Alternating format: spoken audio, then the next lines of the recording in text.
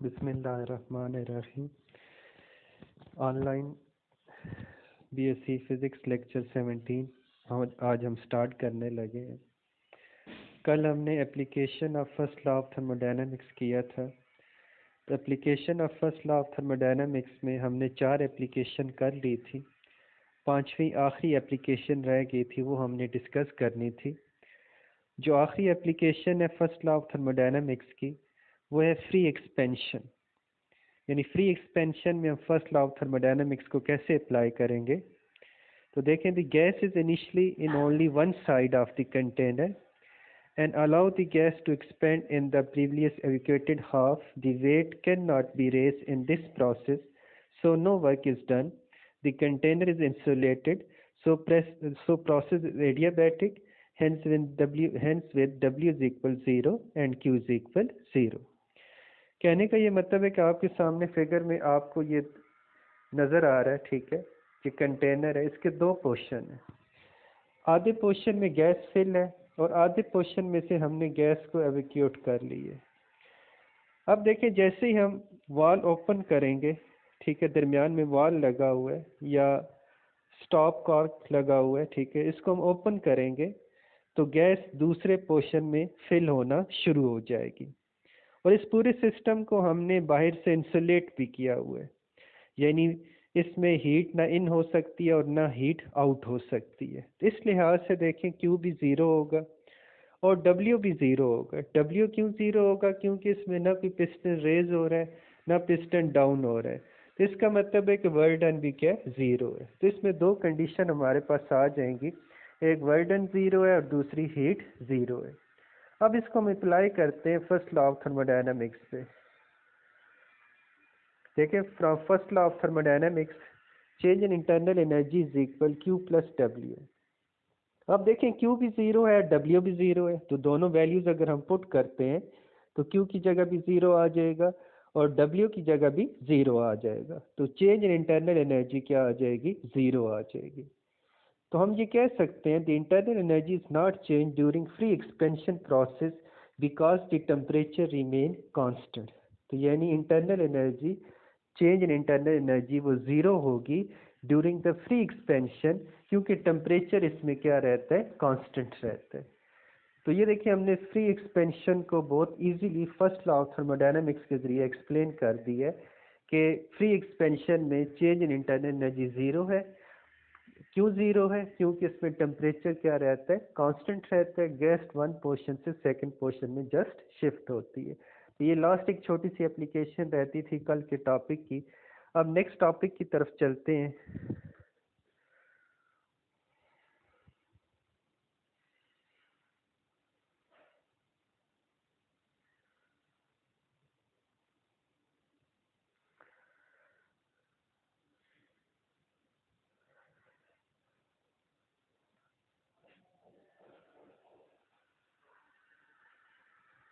Next हमारा topic है, बहुत इंपॉर्टेंट टॉपिक है, अक्सर ये पेपर में आता है कि prove that for adiabatic process PV की power gamma is equal constant. ठीक है, ये अक्सर प्रूव पेपर में आता रहता है।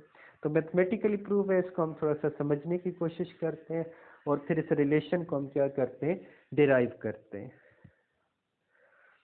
देखिए, फर्ज करें कि in an adiabatic process the system is well insulated and no heat enter और लीव द सिस्टम। जैसे कि पहले भी आप एडियाबैटिक प्रोसेस में पढ़ चुके हैं कि एडियाबैटिक प्रोसेस में हीट ना सिस्टम के अंदर एंटर होती है और ना सिस्टम से आउट होती है। तो इसलिए हम कह सकते हैं कि Q इज इक्वल 0। अब देखिए, फर्स्ट लॉ ऑफ थर्मोडायनेमिक्स हम अप्लाई करते हैं, change in internal energy is equal Q plus W। अब क्योंकि हीट इसमें 0 है, क्योंकि हीट सिस्टम के अंदर ना इन होती है और ना सिस्टम से आउट होती है, तो Q की जगह हम क्या पुट कर देंगे? 0 पुट कर देंगे। तो देखिए, चेंज इन इंटरनल एनर्जी क्या आ जाएगी? Change in internal energy is equal 0 plus W। तो इसके बाद change in internal energy is equal to W। इससे हम इक्वेशन 1 असाइन कर देते हैं। तो हमने प्योरली एडियाबैटिक प्रोसेस की डेफिनेशन की है और उसे फर्स्ट लॉ ऑफ थर्मोडायनेमिक्स पे अप्लाई कर दिया है और इसे हमने इक्वेशन 1 कह दी है। नेक्स्ट स्लाइड की तरफ चलते हैं। अब देखें, as we know that at constant volume all heat goes to the system increase the internal energy. ये भी आपने पढ़ा हुआ है। बेसिकली इस पूरे प्रूफ में वो सारी चीज़ें इस्तेमाल होंगी जो कि पिछले लेक्चर्स में आपने पढ़ी हुई हैं, ठीक है। तो ये आपने पढ़ा हुआ है कि एट कांस्टेंट वॉल्यूम पे, ठीक है, वर्क डन जीरो होता है। आप जितनी हीट सप्लाई करते हैं वो सारी की सारी उसकी चेंज इन इंटरनल एनर्जी में जाती है। तो ये आपने प्रूफ किया हुआ है कि change in internal energy is equal n C V delta T. जबकि सी वी क्या है, ये भी आपने पढ़ा हुआ है, molar specific heat at constant volume. N number of moles है और delta T change in temperature है। तो ये भी हमने पिछले टॉपिक से इक्वेशन को ले लिया और इसे हम इक्वेशन 2 असाइन कर देते हैं। अब देखें, अगर work done by the system हो रहा हो एट कांस्टेंट प्रेशर, ठीक है, the work done by the system eight constant pressure is given by, ये भी वर्क डन की डेफिनेशन है जो आपने इनिशियल टॉपिक्स में पढ़ी थी। तो वर्क डन की डेफिनेशन एट कांस्टेंट प्रेशर आपने क्या पढ़ी थी, ठीक है। वैसे तो वहाँ पे आप इसे delta W is equal minus P delta we भी कह सकते थे, तो डेल्टा की जगह हम डी का भी इस्तेमाल कर सकते हैं। तो यहाँ पे D W is equal minus P D V आ जाएगा। अब इक्वेशन को हम थोड़ा सा रीअरेंज करते हैं, P D V left side पे ले आते हैं और राइट साइड पे क्या आ जाएगा, माइनस डी डब्ल्यू आ जाएगा। अब देखें कि नेक्स्ट इक्वेशन में हमने क्या लिखा है कि P D V is equal minus d change in internal energy. ऐसा क्यों लिखा है, देखें आपने पिछली स्लाइड्स में, ठीक है, इक्वेशन 1 में पढ़ा है कि change in internal energy is equal work done, कौन से प्रोसेस में, एडियाबैटिक प्रोसेस में। तो अब देखें, तो यहाँ पे हम वर्क डन की जगह उसकी वैल्यू पुट कर देते हैं जो कि क्या है, ठीक है, चेंज इन इंटरनल एनर्जी है। तो आपके पास इक्वेशन क्या आ जाएगी, P D V is equal minus d internal energy. अब आपने ऊपर ही इस इक्वेशन 2 में पढ़ा है कि चेंज इन इंटरनल एनर्जी किसकी इक्वल होती है, n C V delta T. तो देखें इस इक्वेशन में, ठीक है, चेंज इन इंटरनल एनर्जी की हम वैल्यू पुट कर देते हैं तो डेल्टा की जगह डी टी आ जाएगा। तो इस लिहाज से यहाँ पे देखें क्या आ जाएगा, minus N C V D T. यानी हमने basically change in internal energy जो इक्वेशन 2 में थी, डेल्टा भी चेंज को रिप्रेजेंट करता है और डी भी किसको रिप्रेजेंट करता है, डिफरेंशियल भी चेंज को रिप्रेजेंट करता है। तो इसलिए हमने इक्वेशन 2 को यहाँ पे पुट कर दी है इंटरनल एनर्जी की जगह। तो ये क्या आ जाएगा, minus N C V D T. इसे हम इक्वेशन 3 असाइन कर देते हैं। अब यहाँ तक आप ये ज़हन में रखिएगा कि ये जो इक्वेशन 3 हमने निकाली है इसका आगे फिर हम इस्तेमाल करेंगे। यानी ये हमने बेसिकली एक स्टेप कर लिया है किसकी मदद से, कि पहले हमने एडियाबैटिक प्रोसेस ली है, उसको फर्स्ट लॉ ऑफ थर्मोडायनामिक्स पे अप्लाई की है। फिर हमने, ठीक है, work done at constant volume के लिहाज से हमने यूज़ किया है जो कि पीछे हम पढ़ चुके थे। तो वहाँ से चेंज इन इंटरनल एनर्जी किसकी इक्वल आ गई, n C V delta T. फिर हमने work done at constant pressure का इस्तेमाल करके यहाँ पे हमने इक्वेशन फाइनल निकाली है जिसे हमने इक्वेशन 3 का है, जो कि P D V is equal minus N C V D T है। अब नेक्स्ट स्टेप की तरफ जाते हैं। ये आपका 1 स्टेप हो गया जिसमें आपने एक इक्वेशन, क्योंकि इसी इक्वेशन का मजीद आगे हम इस्तेमाल करेंगे। अब देखिए आइडियल गैस इक्वेशन आपने पढ़ी हुई है, ठीक है। आइडियल गैस इक्वेशन आपने क्या पढ़ी हुई है, P V is equal N R T, ठीक है। अगर in differential form ideal gas हम इक्वेशन, तो दोनों साइड पे हम डिफरेंशियल ले लेते हैं, राइट साइड पे भी और लेफ्ट साइड पे भी। तो लेफ्ट साइड पे प्रोडक्ट रूल लग जाएगा जैसा कि आप देख रहे हैं, ठीक है। पहले पी ऐसे आ जाएगा और वी का डिफरेंशियल आ जाएगा, फिर प्लस वी ऐसे आ जाएगा और पी का डिफरेंशियल आ जाएगा। जबकि राइट साइड पे एन भी कांस्टेंट है और आर भी कांस्टेंट है, तो सिर्फ टेम्परेचर का क्या आ जाएगा, डिफरेंशियल आ जाएगा। और फिर हम नीचे रीअरेंज करते हैं इक्वेशन को और वी डी पी को लेफ्ट साइड पे रहने देते हैं और पी डी वी को हम राइट साइड पे ले जाते हैं जिसकी वजह से वो नेगेटिव हो जाएगा। तो V D P is equal N R D T minus P D V. इसे हमने इक्वेशन 4 क्या कर दी है, असाइन कर दी है। अब देखें यूजिंग इक्वेशन 3 इन इक्वेशन 4। अब देखें इक्वेशन 3 हमने क्या पढ़ी थी, इक्वेशन 3 में हमने पी डी वी की वैल्यू फाइंड आउट की थी। इस इक्वेशन 3 को हम पुट कर रहे हैं किस में, इक्वेशन 4 में, यानी पी डी वी की जगह उसकी वैल्यू पुट कर रहे हैं। तो देखें जब इसमें हम वैल्यू पुट करेंगे तो वो क्या है, minus N C V D T. ठीक है, तो नेगेटिव नेगेटिव पॉजिटिव हो जाएगा। तो V D P is equal N R D T plus N C V D T आ जाएगा। और नीचे फिर हम एन भी कॉमन ले लेते हैं और डी टी भी कॉमन ले लेते हैं, तो ये आपके पास इक्वेशन 5 आ जाएगी, जो कि V D P is equal n bracket R plus C V D T है। तो यानी हमने इक्वेशन 3 का इस्तेमाल किया है किसके अंदर, ये आपके पास इक्वेशन 3 है, इसका इक्वेशन 3 का इस्तेमाल हमने किसके अंदर किया है, इक्वेशन 4 के अंदर इस्तेमाल किया है। तो ये आपके पास इक्वेशन 5 आ गई है। अब देखें आपने ये रिलेशन डिराइव किया हुआ है as C P minus C V is equal R, यानी molar specific heat at constant pressure minus molar specific heat at constant volume is equal R. और यहाँ से हमने इक्वेशन को रीअरेंज किया है, तो C P is equal R plus C V आ गया। इसे हमने इक्वेशन 6 असाइन कर दी है। अब इस इक्वेशन 6 का इस्तेमाल हम किसके अंदर करेंगे, इक्वेशन 5 के अंदर करेंगे, यानी r प्लस सी वी की जगह उसकी वैल्यूज पुट कर देंगे। तो देखें आपके पास इक्वेशन 7 बन जाएगी और क्या बनेगी, V D P is equal n C P d T, यानी ये जो इक्वेशन में r प्लस सी वी है उसकी वैल्यू हमने सी पी पुट कर दी है, जिसकी वजह से ये इक्वेशन 7 आपके पास बन गई है, V D P is equal n C P d T.